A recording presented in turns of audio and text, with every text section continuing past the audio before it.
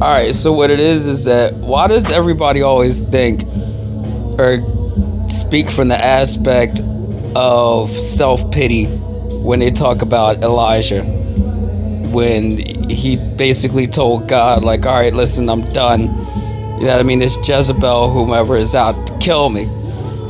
And it's always spoken of, you know what I mean? Oh, had so much pity on himself, you know what I mean? Like, oh, woe is me. And then God told him, you know what I mean? I forgot how many thousands that haven't bowed their knee to Baal.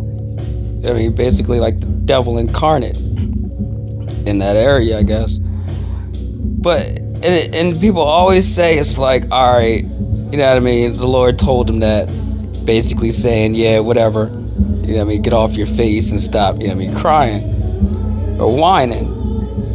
You know, but when you look at it, the thing is that Jezebel successfully killed prophets. It'd be different if, like, she didn't kill any, or, like, you know what I mean? Then it would be like, yeah, you know what I mean? Before he called fire down from heaven, you know what I mean? It killed all of those, you know, all those false prophets and whatnot, you know, in that event. So to turn around, you know, you look at the flip side, you know what I mean? Elijah could be looking right at the flip side of it. Like, listen, she's killing prophets, successfully murdering them, right? And here I am, basically like, listen, I'm done.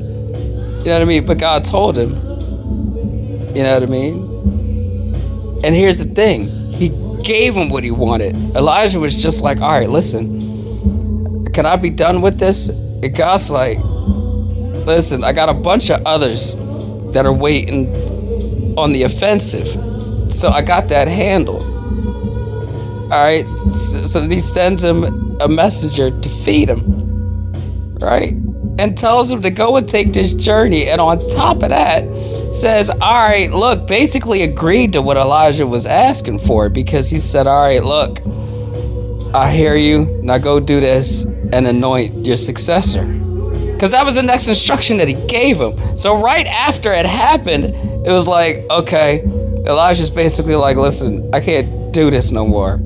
Or I don't want to have to deal with this anymore. And God's like, listen, I got a bunch of other people waiting for me, so you're good. All right, so here's some food, okay, and go anoint your successor. Not too long after that, you know what I mean? I got you. So Elijah's like, okay, and runs.